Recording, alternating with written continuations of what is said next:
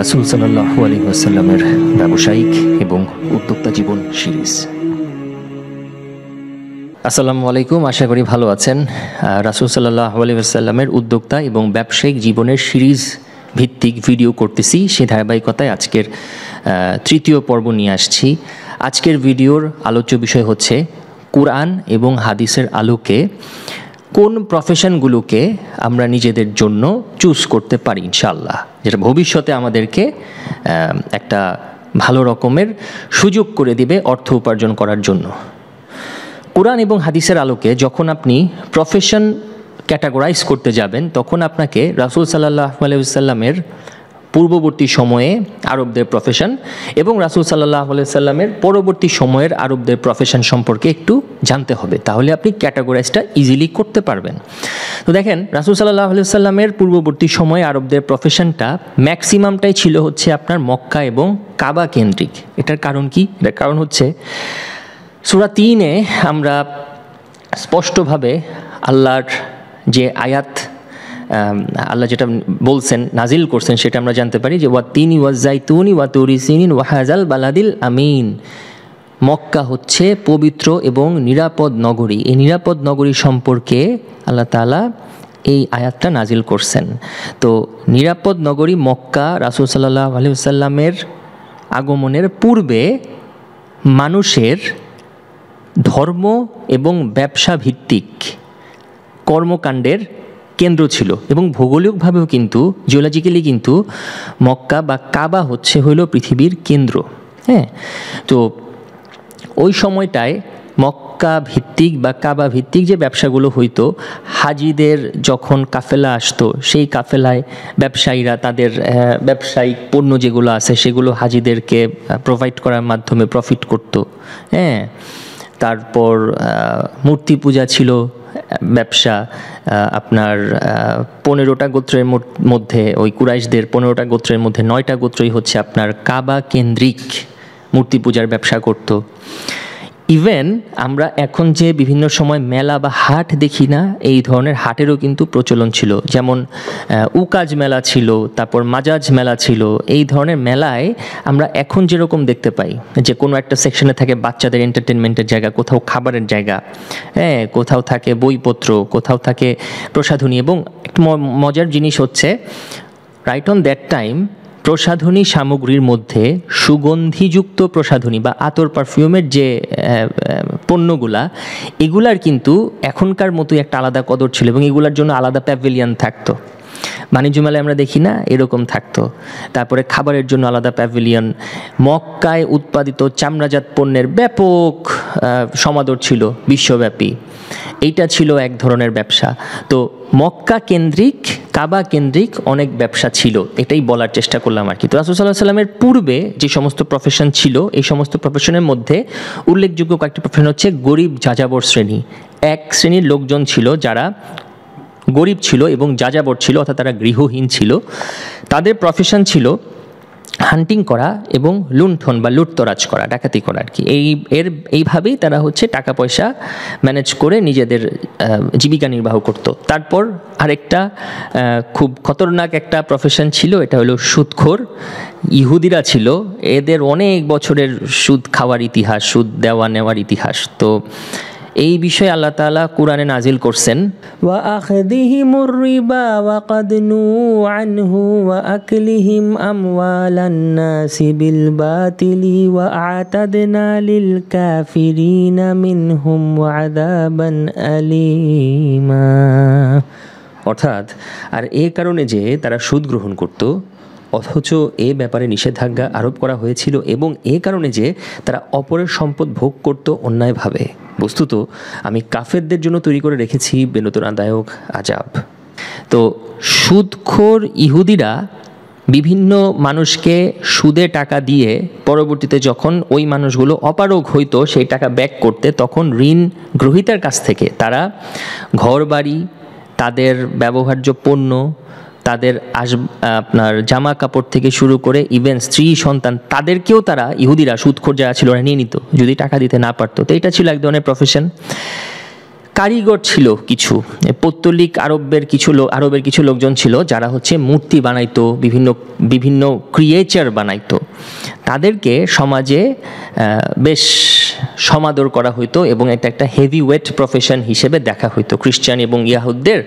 তো এই জিনিসগুলো প্রয়োজন হইতো, তো তাদের জন্য এটা ছিল কারিগর শ্রেণী, এক ধরনের প্রফেশন। শহরকেন্দ্রিক ব্যবসা ছিল। আরবের উপকূল এবং হচ্ছে প্রত্যন্ত অঞ্চল বাদেও মক্কা, মদিনায়, তায়েফে এই সমস্ত জায়গায়ও কিন্তু মানুষজন ব্যবসা করতে যাইতো, শহরকেন্দ্রিক ব্যবসা। এখন যেমন আমরা দেখি না যে মানুষ গ্রাম থেকে মেগা সিটিগুলোতে আসে, ঢাকায় আসে, চিটাগংয়ে যায় ব্যবসা করার উদ্দেশ্যে, এই প্রচলনটা তখনও ছিল। আরেকটা প্রফেশন যেটা বহু বছর ধরে এবং এখনও বাংলাদেশ সহ অন্যান্য দেশের অনেক মানুষের প্রফেশনের একটা সিংহভাগ, সেটা হচ্ছে এগ্রি বা কৃষি কাজ। রাসূল সাল্লাল্লাহু আলাইহি সাল্লামের আগমনের পূর্বেও কিন্তু আরবরা কৃষিকাজ করত মক্কায়, তারপর হচ্ছে তায়েফে, এইসব জায়গায় উর্বর জমি থাকার কারণে এখানে আপনার জাইতুন, খেজুর, বিশেষ করে গম, মক্কার গম তো ব্যাপকভাবে আপনার পৃথিবীব্যাপী সমাদৃত ছিল। তো এই প্রফেশনগুলো কুরআন এবং সুন্নাহর আলোকে বলা যায় রাসূল সাল্লাল্লাহু আলাইহি ওয়াসাল্লামের আগমনের পূর্বে মানুষজনের প্রফেশন ছিল। তো এখন বলি, রাসূল সাল্লাল্লাহু আলাইহি ওয়াসাল্লাম আমাদের পেয়ারে নবী, আল্লাহর হাবিব রাসূল পাক সাল্লাল্লাহু আলাইহি ওয়াসাল্লামের আগমনের পরে মানুষজন কোন কোন পেশায় নিজেকে নিয়োজিত করছে। প্রথমেই যেটা আসছে সেটা হচ্ছে ব্যবসা, এটা একটা পেশা। আচ্ছা, ব্যবসার মধ্যে রাসূল সাল্লাল্লাহু আলাইহি ওয়াসাল্লামের সমসাময়িক সময়ে খুব গুরুত্বপূর্ণ একটা ব্যবসা বা প্রফেশন ছিল এক্সপোর্ট ইম্পোর্টের ব্যবসা, যেটা এখনও আমাদের পৃথিবীব্যাপী খুবই লাভজনক একটা বিজনেস, একটা ক্যাটাগরি হচ্ছে এক্সপোর্ট ইম্পোর্ট। রাসূল সাল্লাল্লাহু আলাইহি ওয়াসাল্লাম নিজেও কিন্তু ব্যবসায়িক কাফেলার সাথে, চাচার সাথে ব্যবসায়িক কাফেলায় যোগ দিছিলেন এবং ওই কাফেলা কিন্তু এক্সপোর্ট ইম্পোর্টের পারপাসেই যাচ্ছিল। তো এটা ছিল এক ধরনের বিজনেস, এক্সপোর্ট ইম্পোর্ট। সেকেন্ড আরেকটা বিজনেস ছিল টিচিং প্রফেশন বা ট্রেনিং প্রফেশন। রাসূল সাল্লাল্লাহু আলাইহি ওয়াসাল্লাম নিজেও কিন্তু বলছেন যে আমাকে প্রেরণ করা হয়েছে শিক্ষক হিসেবে, কিন্তু রাসূল সাল্লাল্লাহু আলাইহি ওয়াসাল্লাম টিচিংটাকে কখনো প্রফেশন হিসেবে নেন নাই, কিন্তু উনি উৎসাহ দিছেন। হ্যাঁ, টিচিং প্রফেশনে যারা তৎকালীন সময় ছিল তাদেরকে অনেক সম্মানের চোখে দেখা হইতো। তো এইটা ছিল এক ধরনের প্রফেশন। আরেকটা প্রফেশন ছিল পশুপালন। হ্যাঁ, পশুপালন যেমন আপনার ছাগল চড়ানো, পশুপালন, এগুলো ছিল খুব লুক্রেটিভ একটা প্রফেশন। এবং একবার এক সাহাবা রাসূল সাল্লাল্লাহু আলাইহি সাল্লামকে জিজ্ঞেস করছিলেন যে আপনি কি ছাগল পালন করছেন? তখন রাসূল সাল্লাল্লাহু আলাইহি সাল্লাম বলছিলেন যে প্রত্যেক নবী রাসূলই পশুপালন করছে। পশুপালন বা ছাগল পালন বা এই যে আপনার গৃহপালিত পশুপালন, এইটা কিন্তু খুব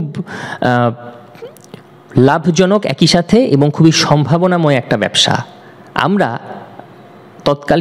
তৎকালীন না, বর্তমান সময় যেটা করি, পড়ালেখা শেষ করে ডিগ্রি নিয়ে আমরা করি কি, ওই চাকরির দিকে যাওয়ার চেষ্টা করি। ম্যাক্সিমাম মানুষ যে ব্যবসা করে সেও যখন ব্যবসায় একটু সমস্যার সম্মুখীন হয়, বিপদের সম্মুখীন হয়, সেও কিন্তু তখন অনেক সময় চিন্তা করে, স্বাভাবিক, এটা বাস্তবতা বাধ্য করে চিন্তা করতে যে আহারে চাকরি করতাম, একটা সার্টেন ইনকাম হইতো। আমাদের বাবা মায়েরাও অনেক সময় আমাদেরকে বলে, আমাদের বাসায় যদি আলিয়া থাকে সেও আমাদেরকে বলে যে একটা সার্টেন ইনকাম দরকার ছিল। কিন্তু ভাই, ব্যবসা এমন একটা জিনিস, পৃথিবীতে বহু কাজ আছে, তাই না? এর মধ্যে ব্যবসা একটা কাজ। ব্যবসা এমন একটা জিনিস যেটার মাধ্যমে তাওয়াক্কুল পর্যন্ত অর্জন করা সম্ভব। আপনি দেখবেন যে ব্যবসায় যখন একটু সমস্যার সৃষ্টি হয়, বিপদে পড়ে, তখন মানুষের না হিতাহিত জ্ঞান আস্তে আস্তে কমতে থাকে এবং সে তখন বিভিন্ন, আমারও তো রিসেন্টলি আমার বিজনেসের যে ধরনের ভঙ্গুর অবস্থার সৃষ্টি হয়েছে, মাঝে মধ্যে আমারও কিন্তু মাথা কাজ করে না, শারীরিক অসুস্থতার কারণে, আরও বেশ কিছু ব্যক্তিগত সমস্যার কারণে বিজনেসটা কিন্তু ভালনারেবল সিচুয়েশনে পড়ে গেছে। এবং এই সিচুয়েশনে থেকে তাওয়াক্কুল করাটা, আল্লাহর উপর, একমাত্র আল্লাহর উপর ভরসা করে আগায় যাওয়াটা পৃথিবীর কঠিনতম একটা কাজ ভাই। তো যেটা কিনা ব্যবসার মাধ্যমে অর্জন করা সম্ভব হয়। এটাই বলার চেষ্টা করলাম, লং ডিসকাশন হয়ে যাচ্ছে, বাট আমি এটা বলার চেষ্টা করলাম যে ব্যবসার মাধ্যমে কিভাবে আপনি তাওয়াক্কুল পর্যন্ত অর্জন করতে পারেন। ব্যাক টু দ্য পয়েন্ট, পশুপালন ছিল খুবই লাভজনক এবং সম্ভাবনাময় একটা প্রফেশন। তারপর কৃষিকাজ নিয়ে আল্লাহ সুবহানাহু ওয়া তাআলা নিজে কোরআনে আয়াত নাজিল করছেন। কৃষিকাজ ছিল রাসূল সাল্লাল্লাহু আলাইহি সাল্লামের সময়কার একটা সম্ভাবনাময় পেশা এবং ব্যবসার ফরমেশন। এই যে বিভিন্ন বিজনেসের কথা বলতেছি না, এই বিজনেসগুলো কিন্তু আপনার শুধু মানে আমি কৃষিজাত পণ্য উৎপাদন করেই কিন্তু রেখে দিলে হবে না। আমি 50,000 টাকা দিয়ে কয়েকটা ছাগল বাছুর কিনলাম, রেখে দিলেই হবে না। ওইগুলা থেকে আপনার দুধ বের করতে হবে, এদের মাংস বিক্রি করতে হবে। কৃষিকাজ যদি আপনি করে থাকেন, এগ্রিতে যদি আপনি কন্ট্রিবিউট করতে চান, আপনাকে ফলাইতে হবে, আপনাকে জমি বা পানির অবস্থা বুঝতে হবে, সেচের অবস্থা বুঝতে হবে, ফসল ফলাইতে হবে, ইকোনমিক্যালি সেগুলাকে আপনার গ্রো করতে হবে। তো আমি আলহামদুলিল্লাহ আল্লাহর রহমতে অনেক ব্যবসা করে ফেল করছি, কিছু বিজনেসে কিছু প্রফিট করছি, এরকম কাছাকাছি অনেক ব্যবসা দেখা হয়েছে আলহামদুলিল্লাহ। যদি কেউ যে কোনো ব্যবসা সম্পর্কে আমার কাছ থেকে পরামর্শ চান, কনসালটেন্সি চান, আইদার এটা free or paid, whatever it is, আমার খুব ভালো লাগবে। সো জানাইতে পারেন, নিচে আমার ইমেল অ্যাড্রেস দেওয়া আছে, কন্ট্যাক্ট করতে পারেন আমার সাথে। তো কৃষিকাজ ছিল আরেক ধরনের প্রফেশনের ধরন। শিকার, হান্টিং ছিল একটা ফর্ম অফ প্রফেশন, কিন্তু পরবর্তীতে আল্লাহ তাআলা নিজে কোরআনে আয়াত নাজিল করে ইহরামের সময় শিকারীদেরকে শিকার করতে বারণ করছে। এছাড়া শিকার কিন্তু আপনি করতে পারবেন, তখনও মানুষ করতে পারতো এবং এটা বেশ লাভজনক এবং সম্ভাবনাময় একটা প্রফেশন ছিল। আপনি কিন্তু শিকার এখনও করতে পারেন, যদিও এখনকার আমাদের আর্থসামাজিক অবস্থা, পরিবেশ কোনো কিছুই নাই, সব কিছু যদি থাকতো আমাদের ফেভারে আমরা এখনও সেটা করতে পারতাম। আচ্ছা, এরপরে কাঠ সংগ্রহ, খুবই ইন্টারেস্টিং একটা প্রফেশন, যেটা নিয়ে রাসূল সাল্লাল্লাহু আলাইহি ওয়াসাল্লাম বলছেন। দেখেন, আপনি কিন্তু এখনও কাঠের ব্যবসা করতে পারেন। কাঠ সংগ্রহ ডাজেন্ট মিন যে আপনাকে একটা কুঠার নিয়ে এখন যায় গাছ কেটে সেই কাঠ নিয়ে এসে বিক্রি করতে হবে। হ্যাঁ, সেটাও আপনি করতে পারেন যদি সুযোগ পান। সেই সুযোগ তো আমরা পাবো না, তাও পাওয়া যায়। সমিল আছে না গ্রামে, দেখবেন ইভেন গ্রামে কেন, ঢাকা শহরেও দেখবেন অনেক সমিল আছে। ঢাকা শহরে আপনি দেখবেন বাড্ডা রামপুরার যে রাস্তাটা ইস্ট ওয়েস্ট ইউনিভার্সিটির আগে পিছে বেশ কিছু সমিল আছে। তো সমিলে কি হয়? সমিলও তো হচ্ছে কাঠের ব্যবসায়ী করে। ইভেন আমরা আমাদের গণ্ডির মধ্যে থেকেও কিন্তু কাঠের ব্যবসা করতে পারি। কি, কাঠের ব্যবসাকে আমরা ডিফারেন্ট ফরমেশনে নিয়ে আসতে পারি। আমরা কাঠ থেকে বিভিন্ন পণ্য, মিনিয়েচার বানাইতে পারি, আমরা কাঠ দিয়ে বোর্ড বানাইতে পারি। হ্যাঁ, ওই যে পার্টেক্সের ব্যবসা হচ্ছে, তারপর ফার্নিচারের ব্যবসা হচ্ছে, এগুলো তো ভাই কাঠেরই ব্যবসা। তো কাঠের ব্যবসাও ছিল রাসূল সাল্লাল্লাহু আলাইহি সাল্লামের তৎকালীন সময়ে মানুষের এক ধরনের প্রফেশন। সুতা কাটার ব্যবসা আরেক ধরনের ব্যবসা ছিল বা প্রফেশন ছিল রাসূল সাল্লামের আমলে। যদিও সুতা কাটা বা এই ধরনের হস্তশিল্পে মক্কার মানুষদের যেই সাকসেস রেশিও, এটা তুলনামূলকভাবে কম ছিল, তবে যেটুকু ছিল ম্যাক্সিমামটাই ছিল হচ্ছে এই হস্তশিল্পে নারীদের মধ্যে, কুটির শিল্পে। মক্কার নারীদের এইরকম সুতা কাটা বা কুটির শিল্প, হস্তশিল্পে বেশ ভালো দক্ষতা ছিল এবং সফলতার সাথে তারা এই প্রফেশনটা পার্শ্ব করত। আরেকটা প্রফেশন ছিল যেটা আসলে আপনি কখনোই আমাদের আওতায় থেকে করতে পারবো না, সেটা হচ্ছে অস্ত্রের ব্যবসা। এটা রাসূল সাল্লাল্লাহু আলাইহি সাল্লামের আমলে দরকার ছিল। কৃষি হচ্ছে, পশুপালন হচ্ছে, আমদানি রপ্তানি হচ্ছে, ট্রেনিং হচ্ছে, টিচিং প্রফেশনে কেউ আছে, তো রাষ্ট্রের নিরাপত্তা কারা দিবে? এই রাষ্ট্রের নিরাপত্তার স্বার্থে অস্ত্র বা অস্ত্রাগার বানানো হইতো এবং এই ধরনের ব্যবসা, এই ধরনের প্রফেশন অনেক লুক্রেটিভ ছিল তৎকালীন সময়ে। তো আজকের যে ভিডিওটা, এইখানে আমি আসলে বোঝানোর চেষ্টা করছি যে রাইট নাও আমরা যদি আল্লাহর উপর তাওয়াক্কুল করে সম্ভাবনাময় এবং লাভজনক প্রফেশন খুঁজতে চাই, তাহলে কুরআন সুন্নাহর আলোকে কোন প্রফেশনগুলো আমরা করতে পারি সেগুলোই আপনাদেরকে একটু বোঝানো। হ্যাঁ, এর মধ্যে আমি আরেকবার বলি টেনে যে রাসূল সাল্লাল্লাহু আলাইহি সাল্লামের আমলে যে প্রফেশনগুলো ছিল সেগুলো কি কি।